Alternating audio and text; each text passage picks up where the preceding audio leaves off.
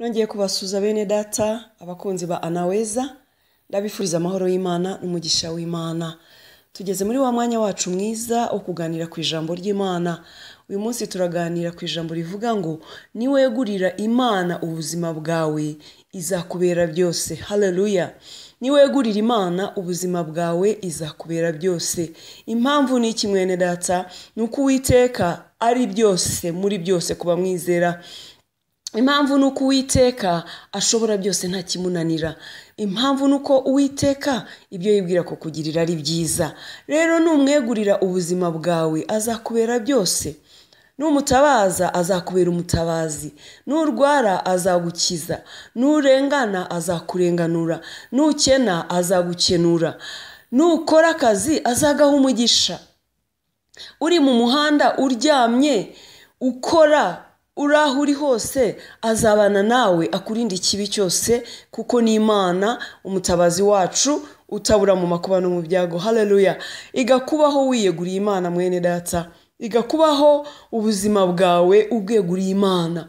Igakubaho uhanze Imana amaso mu buzima bwawe. Ntiwishingikirize ku bwenge bwawe, ntiwishingikirize ku buhanga bwawe, ntiwishingikirize ku mafaranga yawe, ku butunzi bwawe, ku bubasha bwawe, ku nshuti zawe, ku gukomera kwawe wumva wenda ushobora kuba ufite, kuko ibyo byose hariho igihe binanirwa. Ibyo byose biragabanirijwe. Ntabwo bishobora byose nk'uko Uwiteka ashobora byose. Amafaranga yawe haraho adashobora kukurenganura nshuti yanjye, haraho adashobora kugutabara. Ushobora kurwara indwara ikomeye cyane abaganga bakayinanirwa, ariko umwami Imana akagukiza. Haleluya. Imana yacu rero ifite imbaraga zihagije rwose zituma nta kinanira. Ujye wiga kubaho wiyeguriye Imana, uyihanze amaso mu byawe byose. Buri kintu cyose ukora jya ubanza ukereka Imana, jya ubanza ugishe Uwiteka inama, akubanziriza imbere, akuyobore, akubera ibyiringiro. Jya wumva yuko kubaho wiringiye Imana ari buzagira ubuzima butekanye. Haleluya. Ntukabeho wiyobora nshuti yanjye, ntukabeho ukora ibintu uko ubyumva, kubera yuko ubwenge bwawe buragabanirijwe. Hari aho udashobora kugera. Ibyejo ntabwo ubizi, ibiza kuza mu kanya gatoya ntubizi. Rero fata ubuzima bwawe, urugo rwawe, abana bawe, amasomo yawe, wenda wowe umunyeshuri, akazi kawe n'ibyawe byose ubyegurira Imana. Nibwo uzabaho ubuzima bwiza bufite amahoro kandi butekanye.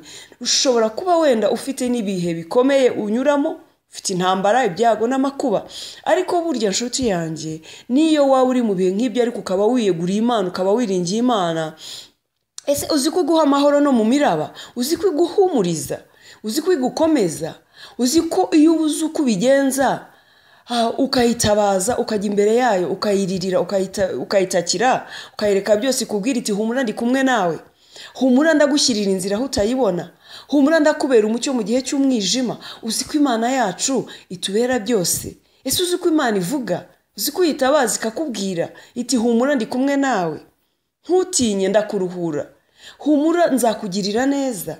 Haleluya.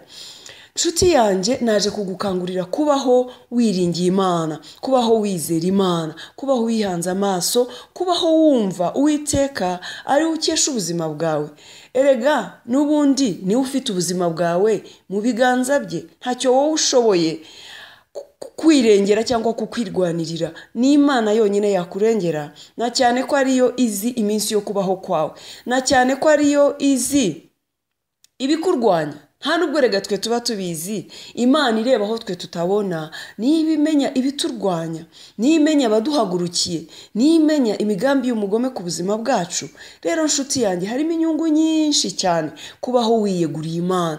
Uzabaho ubuzima butekanye, ibikomeye nibiza uzumva yuko urugamba atari urwawe, kuko Imana iri mu ruhande rwawe irakomeye. Ariko nubaho wirwanirira ukishingikiriza ku bwenge cyangwa ubuhanga bwawe, bizakunanira kandi bizaba bibi cyane. Haleluya. Nshuti yanjye rero ndagukangurira kubaho wiyeguriye Imana, umurengezi wawe, umutabazi wawe, umugenga wa byose. Haleluya. Haleluya. Reka dusome ijambo ry'Imana hano mu gitabo cya Zaburi ibice 37 umurongo wa 5 haravuga ngo ikoreze Uwiteka urugendo rwawe rwose aba ari we wiringira nawe azabisohoza. Haleluya. Ikoreze Uwiteka urugendo rwawe rwose, aba ari we wiringira nawe azabisohoza. Urugendo avuga hano ni uruhe? Ni urugendo rw'ubuzima, ni imibereho yawe, ni ibyo utekereza, ni imigambi yawe, ni ukubaho kwawe kose. Mwikoreze urugendo rwawe rw'ubuzima bwawe bwo hano ku isi. Ukiri hano umwiyegurire, umwiringire, nawe azabisohoza, nawe azagutabara, nawe azakurengera, nawe azaguhaza uburame n'umugisha, azakubera umurengezi, azakubera ibyiringiro bizima bitanyeganyega. Haleluya. Wishingikirize Uwiteka, uzisanga ubuzima bukoroheye. Kubera iki? Ntabwo uzabaho wirwanirira, uzaba uzi ko nyiribihe waremye ijuru n'isi ari mu ruhande rwawe, kandi yaravuze ngo sinzabasiga, sinzabahana. Haleluya. Ijambo ry'Imana rikongera kuvuga mu gitabo cya Yeremiya 33 ngo ntabaza ndagutabara nkwereka ibikomeye biruhije utamenya. Imana niyigira ikikora ikakirema ikagikomeza, niyo yagutabara igihe wowe wananiwe icyo gukora, igihe wowe utazi aho wanyura. Jya wiga gutabaza Imana, jya wiga kwiyegurira Imana, jya wiga kwihanga amaso, jya wiga kumenya yuko ntacyo wakwimarira. Haleluya. Uwiteka niwe byiringiro byacu. Nshuti yanjye rero, ubuzima bwawe bwegurira Imana. Imisozi ubona imbere yawe, Imana ifite imbaraga zo kuyiringaniza mu kanya ko guhumbya no guhumbura. Yesu ashimwe cyane. Aho utabona inzira, mu kanya gatoya Imana ishobora kuhashyira inzira bikagutungura. Bwana sifiwe. Haleluya. Ibyo ubona bikomeye, izo nkike zikugose, ukaba utabona aho wanyura, ukaba utabona aho wasimbukira, ukaba utabona uko wabigenza, Kristo umwami wacu ashobora byose. Yesu ashimwe cyane. Abisirayeli bageze aho bari mu rugendo bibakomereye, inyota ibishe, bashonje, babuze ibyo kurya, umwami Imana yabahaye ibyo kurya bimanuka bivuye mu ijuru byitwa manu. Ntabwo bari bazi ko bashobora kubona ibyo kurya mu butayu. Bafite inyota, ngira ngo murabizi yuko mu butayu ari ahantu humye, hakakaye, hatari ubuzima. Ariko Imana yabahaye amazi, yabwiye umukozi wayo Mose ngo kubita kuri uru rutare, urutare ruvamwo amazi. Nshuti yanjye, nagira ngo mbwire ngo ntacyo Uwiteka adashoboye. Mwegurire byose, nibyo ubona bikugoye, nibyo ubona biguhinyuza, nibyo ubona biguciye intege. Ni isoko y'ibyiringiro kuba mwizera, ni isoko y'amahoro, ni isoko y'imbaraga, ni inkomezi zacu. Mwegurire ubuzima bwawe igihe cyose, ujye wegurira Imana ibyawe byose. Wumve yuko Uwiteka ari ingabo igukingira. Haleluya. Na cyane ko ashobora byose. Ijambo rye riratubwira mu gitabo cya Yesaya ibice 46 umurongo waho wa 10 ngo ni Imana imenyera iherezo mu itangiriro. Imana yakuremye izi minsi yo kubaho kwawe. Imana yakuremye izi uburyo yateganyije ibihe byawe, ubuzima bwawe, imibereho yose, akazi, ubuzima, urugo rwawe, abana bawe, abo wabyaye cyangwa nabo uzabyara. Imana imenyera iherezo mu itangiriro. Ni ukuvuga ngo ubuzima bwawe urabona hari ibikugoye bikuvanze, nyamara Imana izi uko ibihe bizakurikirana mu buzima bwawe. Uyu munsi wenda urashomere, ntabwo uzi uko bizagenda, ariko Imana ishobora kuguha umugisha utandukanye naho wowe waruhanze amaso. Wenda wowe waruhanze amaso mu kazi ko ari uzakura umugisha, barakwirukana yenda bitunguranye. Birashoboka ko Imana ishaka kugira ngo igutangirire umushinga utandukanye n'akazi, wenda kanaguhembaga amafaranga makeya. Haleluya. Ushobora kuba utazi aho bizaturuka, ariko Imana ishobora kuguhuza n'umuntu akaguhesha umugisha. Erega tubaho mu bufatanye. Imana ishobora kukuzanira umuntu ikaguhuza nawe akakubera inzira y'ubutabazi bwawe. Wabimenya gute se? Yesu ashimwe cyane. Imana ishobora kugutunguza ineza yayo, ariko uzi ko Imana yagaburiraga umukozi wayo Eliya, yohereje ibikona, itumye ibikona bikamuzanira ibyo kurya. Iryo ni ijambo ry'Imana. Niba ugira ngo ndakubeshya, ubisome mu ijambo ry'Imana. Haleluya. Imana aho yashaka niho yanyuza ubutabazi. Imana uko yabishaka niko yabigenza. ni Imana tutagira inama, ni Imana tutabaza ngo kubera iki ibi bibaye, ariko ni Imana twegurira ubuzima bwacu bwose tukayikesha kubaho kwacu nayo ikatugirira neza. Haleluya, haleluya. Ijambo ry'Imana riravuga mu gitabo cya Zaburi ngo Uwiteka niwe mungeri wanjye sinzakena. Impamvu ki ntazakena ni uko Uwiteka afite byose nifuza mu biganza bye. Icyanjye ni ugutera intambwe nkagerageza gukora, ubundi nkamusenga agaha umugisha imirimo y'amaboko yanjye. Hanyuma nahura n'ibibazo nkamutakira, nkamuririra akantabara. Iyo uriho rero wishingikirije ku Uwiteka, ubuzima bwawe burakorohera, kuko niyo ugeze ahaterera agufata ukuboko akagukurura mu gihe unaniwe guterera. Haleluya. Wagera ahanyerera ukamwishingikirizaho ntugwe, akakuramira.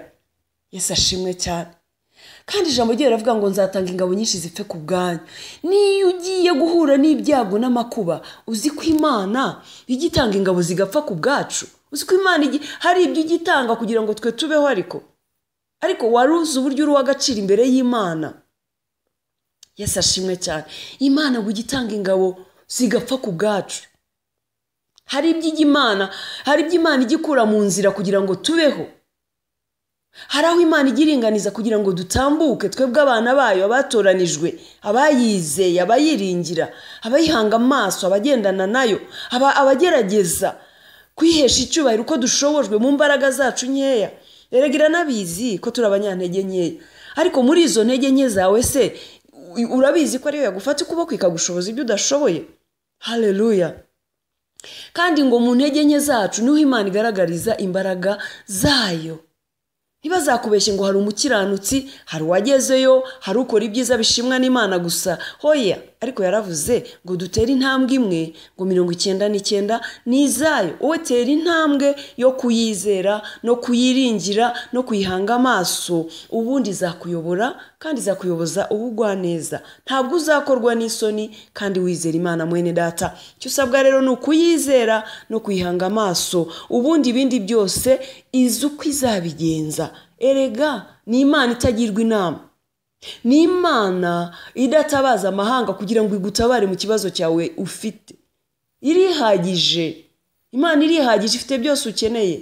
Mu mbaraga irihagije, mu cyubahiro irihagije, mu gukomera irihagije, mu butunzi irihagije, mu gukiranuka irihagije. Haleluya. Imana yacu ifite byose dukeneye bene data bakunzi ba Naweza. Nimuze twige kwiringira Imana, nimuze twige kubaho twishingikirije ku Uwiteka waremye ijuru n'isi, nibwo tuzabaho ubuzima butekanye. Rekeraho kwirwanirira, rekeraho kwishakira inzira, kuko inzira uzishakira z'ubusamo ntaho zizakugeza. Impamvu zitafite aho zizakugeza ni iki? Ni uko utazi uko ejo bizaba bimeze. Yesu ashimwe cyane. Kandi reka nkubwire inshuti yanjye, Uwiteka uri mu ruhande rwawe aragukunda. N'ikimenyimenyi yatanze umwana we w'ikinege ngo agupfire. Ubwo se niki azakwima? Niki uzamuburana? Haleluya. Ijambo ry'Imana riravuga mu gitabo cy'Abaroma ngo ese ko yatanze umwana wayo w'ikinege ko azabuzwa n'iki kumubahana n'ibindi? Niki wifuza mwene data? Niki utekereza ko gikomeye imbere y'Imana kugira ngo ikigukorere kandi yaratanze umwana wayo ku bwawe?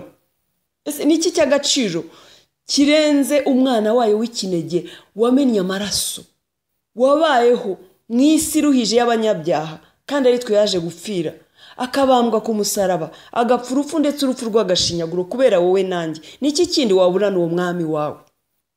Haleluya. Ijambo ry'Imana riravuga ngo Imana ese yakwirengagiza intore zayo zitakira ku manywa na nijoro? Hoya, ntibishoboka. Imana yacu ntabwo izatwirengagiza. Wige kubaho wishingikirije ku Uwiteka Imana yawe, mwegurira ubuzima bwawe bwose, imibereho yawe, gahunda zawe, buri ibyo utekereza byose ubimwegurire, umuhanga amaso, umukesha ubuzima bwawe gusa, urebe uburyo ki azajya kugirira neza umunsi ku wundi. Haleluya. Mwene data, umwami Imana yagure rino jambo ryawe mu mutima wawe, uhishurirwe birenze ibyo jyewe nkubwiye cyangwa nkwigishije.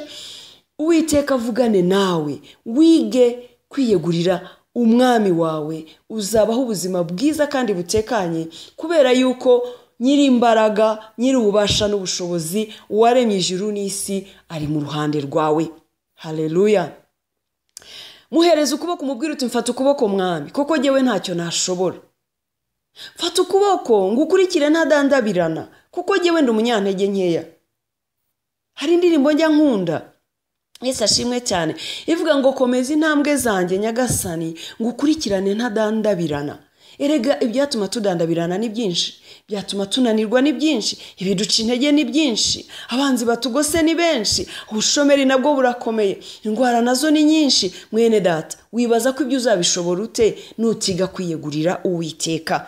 Haleluya, haleluya. Igihe rero kwiyegurira uwo mwami wawe, uzabaho ubuzima butekanye kandi bufite amahoro. Uwiteka Imana aguha umugisha, akugirire neza kandi aguhaze mu byifuzo byawe byose mu izina rya Yesu. Reka ngusengere kugira ngo Imana ibane nawe kandi ikubere byose. Data, mu izina rya Yesu ndagushima kubwira ijambo ryawe mwami. Ndaguha icyubahiro ko kuri Imana idukunda kandi ikatwitaho. Ni wowe washyize rino jambo mu mutima wanjye mwami. Vugana n'umukunzi wa Naweza ukurikiye rino jambo, uhumurize umutima we kandi wagure rino jambo mu mutima we kugira ngo amenye icyo Umwuka Wera ashaka kuvugana nawe Mana, kandi umuhaze mu byifuzo bye byose. Abarwayi bakize, abashonje bagaburire, abarengana barenganure, kubera yuko twabonye kandi tuzi neza ko uri byose muri byose kandi nta kirogoya imigambi yawe. Urakoze Mana kuko mvise gusenga kwacu mu izina rya Kristo Yesu. Umukunzi wa Naweza, Uwiteka akugirire neza kandi aguhaze muri byose mu izina rya Kristo Yesu. Shalom, shalom.